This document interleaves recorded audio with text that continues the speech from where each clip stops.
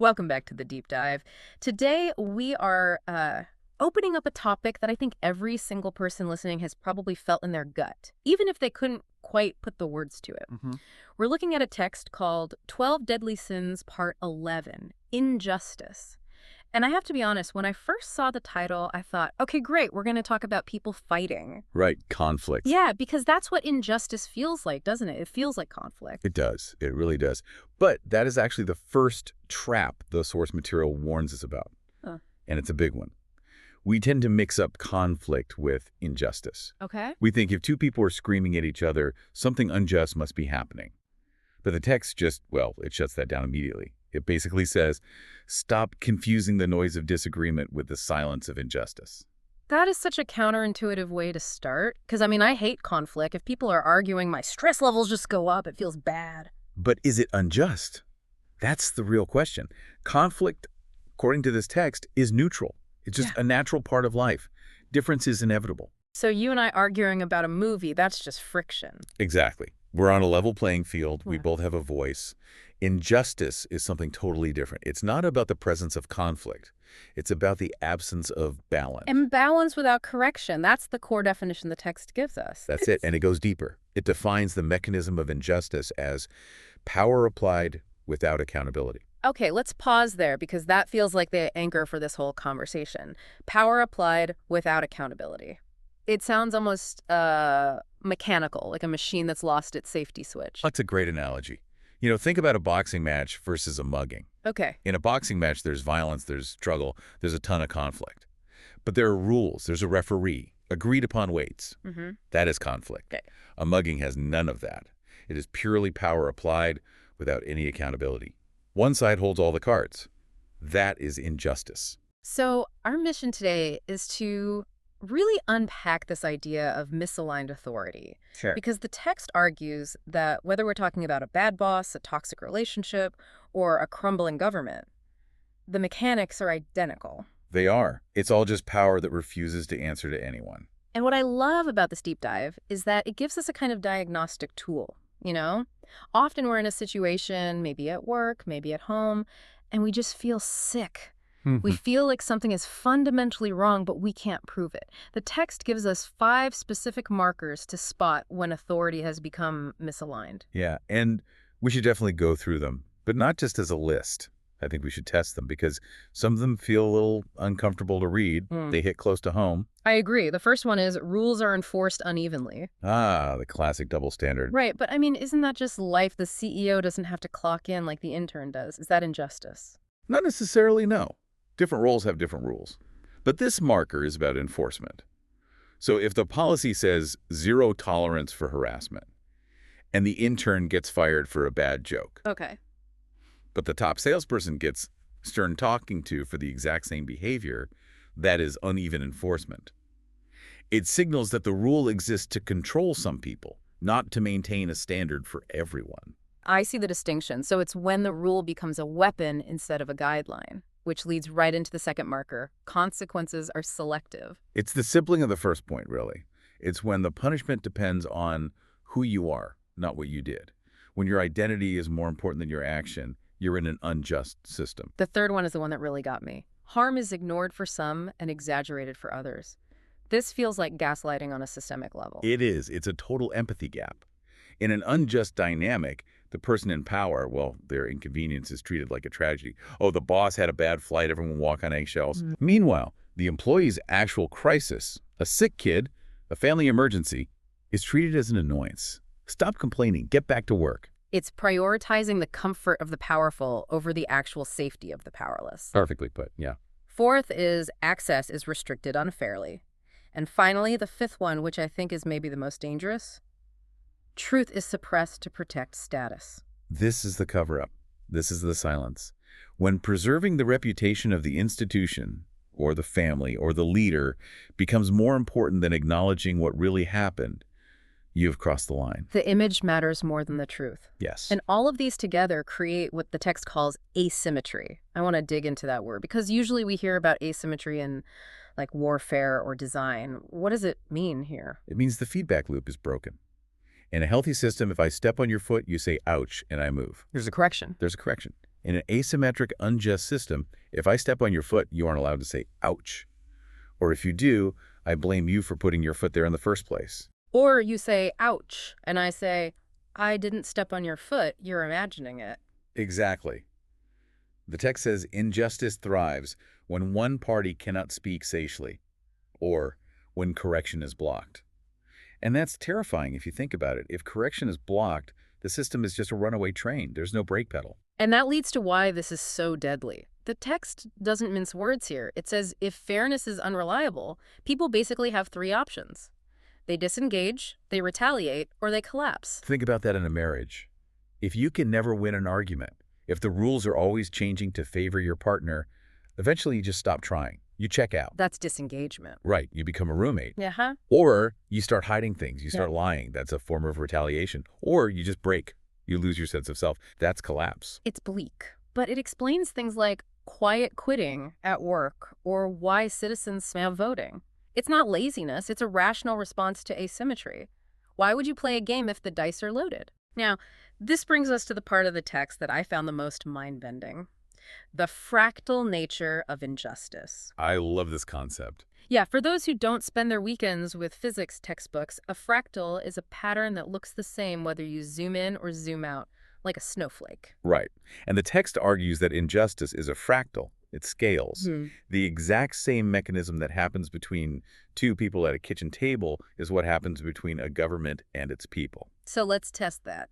The text lists the kitchen table symptoms. Chronic blame, double standards, dismissing your partner's grievances. That's the bad relationship. Yep, that's the micro level. And then it lists the systemic level. Corruption, discrimination, unequal enforcement of the law. That's the macro level. So are we really saying that a dictator suppressing the press is doing the exact same thing as a boyfriend gaslighting his partner? Mechanically, yes. That is the wild insight here. In both cases, the goal is identical: to maintain authority without facing correction. The dictator shuts down the press so he doesn't have to answer for his failures. The toxic partner tells you you're crazy so he doesn't have to apologize for his behavior. Wow. It's the same software running on different hardware. That is heavy.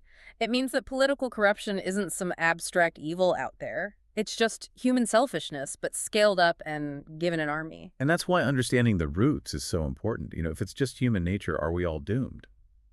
The text identifies two main roots. The first is unrestrained self-interest. Which makes sense. We all want to win. We all want to be right. Of course, self-interest is natural, but unrestrained is the key word. When maintaining my power becomes more important than maintaining our balance, that's the seed of injustice. But the second root, this is the one that I think makes people squirm.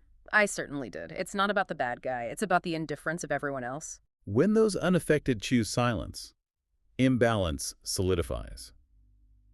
That is the line that just haunts me from this text. It effectively kills the idea of neutrality. It's saying there is no such thing as being an innocent bystander. Think about a seesaw. If a giant boulder is on one end and a child is on the other, the seesaw is tilted. That's injustice. If you are standing next to it, watching, and you do nothing, you are letting gravity do its work. You're choosing the boulder. By not acting, you're choosing the boulder. Silence always favors the oppressor, never the oppressed. Okay, but let me play devil's advocate here. Sometimes it's dangerous to speak up. If I call out my boss, I might get fired.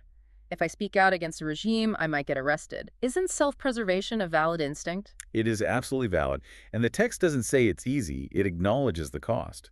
But it argues that the long-term cost of silence is always higher, because eventually that imbalance will come for you too. When a system loses its ability to correct errors, it eventually collapses on everyone inside it. Which brings us to the downstream effects. The text talks about polarization, and this feels very, very current. Extremely. When we lose trust in the system, when we feel the game is rigged, we stop seeing the other side as partners in a project. We see them as threats. We retreat into our corners. And that leads to the instinctive reaction. When we feel hurt, when we feel treated unfairly, what do we want? We want blood. We want vengeance. It's the most natural human impulse there is. You hurt me, so now I want to hurt you. It feels like justice because it balances the pain. But the text just slams the door on this. It says vengeance is a trap. Vengeance mirrors imbalance. This is such a critical distinction. Vengeance doesn't fix the broken seesaw. It just flips it.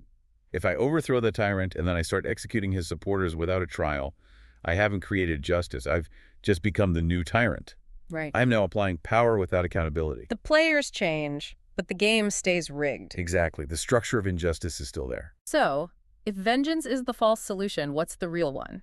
The text gives us one word, and it's a buzzword we hear all the time: accountability. But I feel like we need to strip the corporate speak off of that word. What does it actually mean here? It means power must be answerable. And the text breaks it down into 4 requirements. If you want to know if a system is just, look for these 4 things: transparent rules, proportional consequences, a willingness to correct errors, and this is the big one: equal dignity under shared standards. Equal dignity under shared standards. That sounds lovely on paper, but in practice, I mean, that sounds incredibly difficult. It is difficult. The text is brutally honest here. It says, justice requires discomfort. Discomfort. Why discomfort? Because for justice to exist, those who benefit from the imbalance have to give something up. Oof, yeah. If the system is rigged in my favor, if I'm the favorite child or the boss who plays golf with the CEO, then equality feels like a demotion. I have to give up my advantage. I have to face the same rules as everyone else. That is uncomfortable. And for the person who was harmed. They have to be heard. And that means the person who holds the power has to sit down, shut up, and listen to the pain they caused. That is also deeply uncomfortable. But that discomfort is the only way to repair the breach. So why do it? If it's so hard, if it requires so much sacrifice, why even bother? The text outlines this restoration cycle.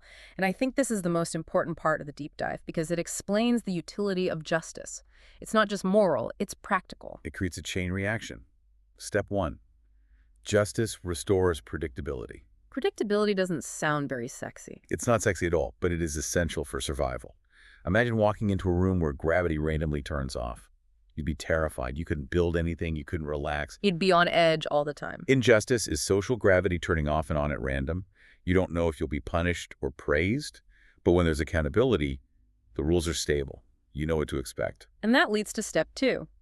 Predictability restores safety. Exactly.